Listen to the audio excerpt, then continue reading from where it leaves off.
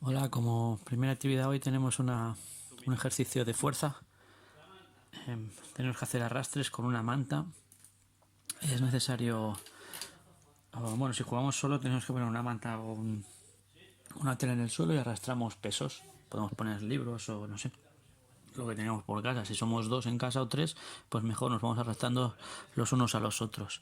Si lo hacemos con mucha velocidad es más divertido. La clave es el que se siente bien y se coja bien.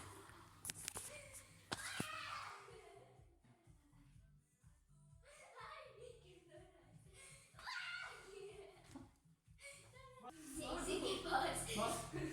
Vinga, va. Espera, espera, espera, que em tocaré jo contra ella. Oh! Oh!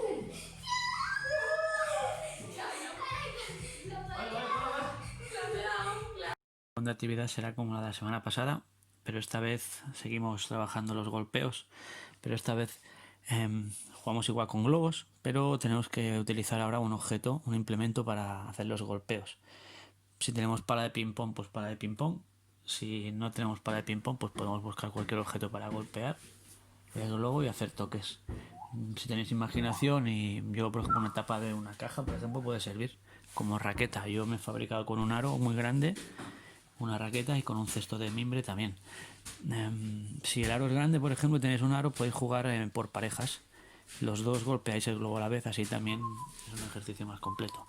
Si tenéis globos de diferente tamaño, mucho mejor, porque las trayectorias son diferentes.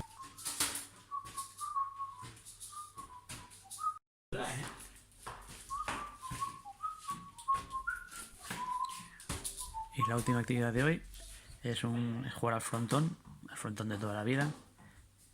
Jugamos con la mano, una pelota de espuma o de tenis contra una pared, pero aquí como adaptamos al tamaño más pequeño de las casas, es obligatorio dar un bote primero en el suelo. Es decir, tiramos, da el bote en el suelo, pica contra la pared, volvemos a golpear, bote en el suelo, pared, golpeo, bote en el suelo, pared. Si no bota en el suelo es fallo. Y pues se puede jugar solo o por parejas. Si somos parejas, pues bueno, podemos hacer campeonatos o simplemente a ver cuántos toques seguidos hacemos.